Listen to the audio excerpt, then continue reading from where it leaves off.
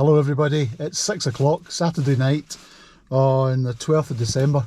I'm heading back out to my usual local lockdown area again, up in the Fenwick Moors, but I've got another tent to test tonight, so that's my excuse for just getting out and having another wee jolly. So we'll see how this one goes tonight. The forecast is kind of foggy and clear. Above though, I can see some of the stars, but there's fog banks moving and coming and going. And there's also meant to be a good meteor shower tonight, so I'm hoping that I'll get to see some of that with a bit of luck. Anyway, as you can see, the light is fading and I'm off.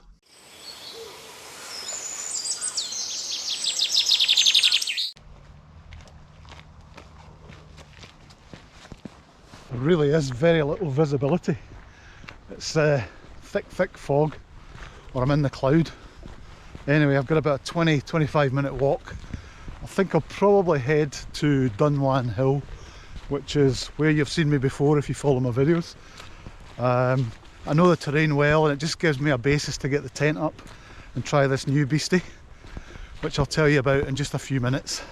The fog comes and goes. I don't know if you can see it on your screen, but it's very moist tonight, so you can see all the particles of water. Not quite as cold as it was last week when I was up. A steady breeze, which makes the wind chill a wee bit more peaky. But anyway, I'm going to walk in all the way tonight just to warm up, basically. Just makes a change from taking the bike. And I have got quite a luxurious tent to use. Right, I'm going to the left, Blackwood Hill viewpoint direction. Yeah, level 4 to level 3, we've just come out on lockdown. And but we're still restricted to our own area, which is why I'm having to head back here again tonight. I've no idea whether you can see this in the GoPro or not, but that is Mars just above my fingertip. Okay, we are going left up towards this way. Do you remember this wee guy from my video last week? Well, the poor wee soul is still here and abandoned.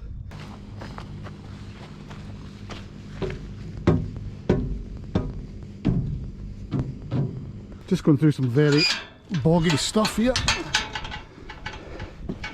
That is really manky. Right, time to find a place to camp. 3 Yunnan poles, colour coded, so that should be easy enough. Plenty of pegs, repair kit, and an easy to get into one of these bags that are simple to operate.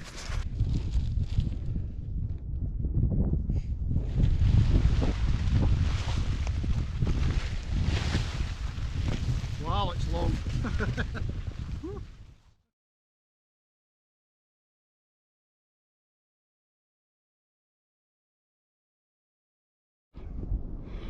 Right, there you go, the Eagle has landed. It's a big beast, it actually went up very quickly. Pretty simple. The only thing I would like to see was captive poles at one end, a la Hilleberg. So have the poles in a sleeve on one side, so you only have to push them in from one side rather than attach them at both. Other than that, very straightforward. Quite a good number of pegs it requires, but hey, they're quite light. Anyway, let's get under cover and I can talk about it a wee bit more later.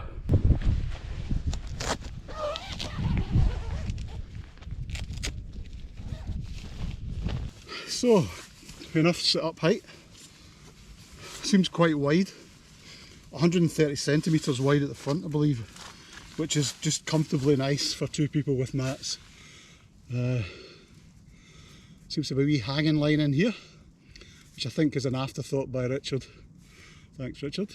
And there's a couple of pockets up above here where you can tuck in a head torch. It's about 4 degrees outside, I think, 3-4 degrees maybe. Maybe a wee bit colder now because it's quite starlit. So it's time to get some soup on, I think. And one of the great things about this in the winter, having an extended tunnel tent, is just being able to get under cover, cook, get rid of wet gear, sort stuff out before you get into the inner itself. So you can't really beat it. And it wasn't that heavy. I'll check, I'll show it on screen, but I think it's not much over 2 kilos. Probably no more than a Hilleberg Sulo. And obviously a vast amount of space, even for 2. So yeah, quite impressive. It's a nice mix of materials that are not ultra thin, but lightweight, which is good. The only thing that freaks me out slightly is the Yunnan poles look quite a narrow diameter.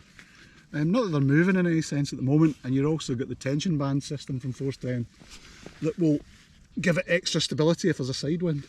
But the poles are very, very thin section, which just made me slightly nervous when I put it up. But no, there is shifting.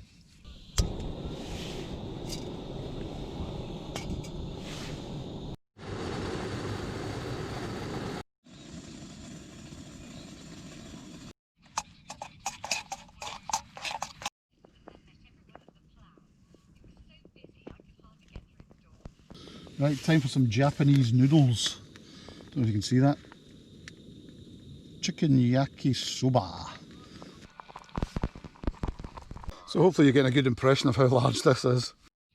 One of the other features I like is the sheer length of the pockets that are sewn in right along the fly sheet, the inner. You can see they go a long way, about 2/3 the way down the tent. So it's good for storage. The only thing is anything too heavy tends to pull the inner in slightly, but I guess there's not a lot you can do about that. A couple of wee niggles I noticed outside or one particularly actually, is the guy lines are not reflective. So you've got to be careful you don't trip over them. It does have reflective parts on it, particularly on the vents outside, but it could really do with them on the guy lines, because they're obviously the trip hazards. Tiny little beads of moisture all over the inner, but it was like that since I put it up.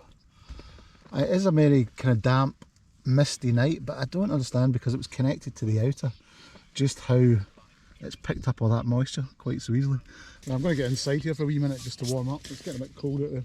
So even on the X-Therm there's just enough room for me to sit up at the peak of the tent.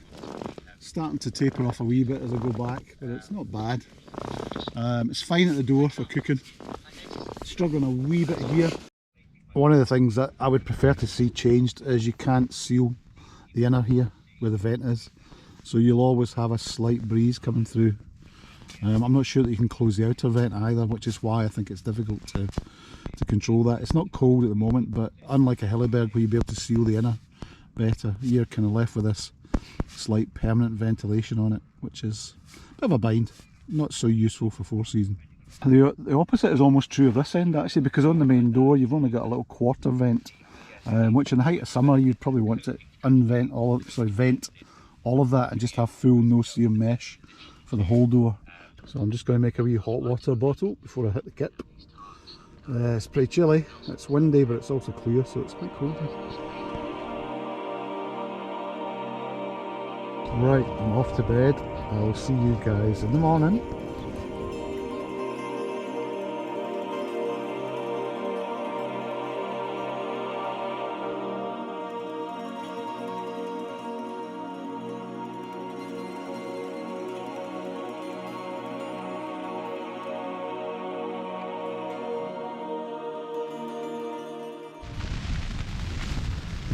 So it's 7:30 in the morning, and during the night the wind has tacked, so it's virtually side on I think, and as you can see these are the limitations with a tunnel tent.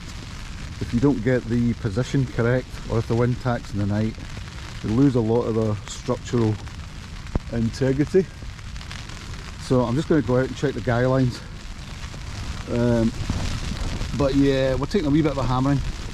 It's probably only about 30 mile an hour winds, but there's no TBS system on the rear hoop, and I've noticed it's flexing a lot more than the ones at the front, which seem to be coping better with it. So I'm going to go out and just adjust the guys and then think about a quick breakfast and a bail. Yeah, probably couldn't have got much worse in terms of position. Pretty much side on now, as you can see. I'll try and tighten up what I can, but it's getting flexed quite well right in the middle of the sleeping area.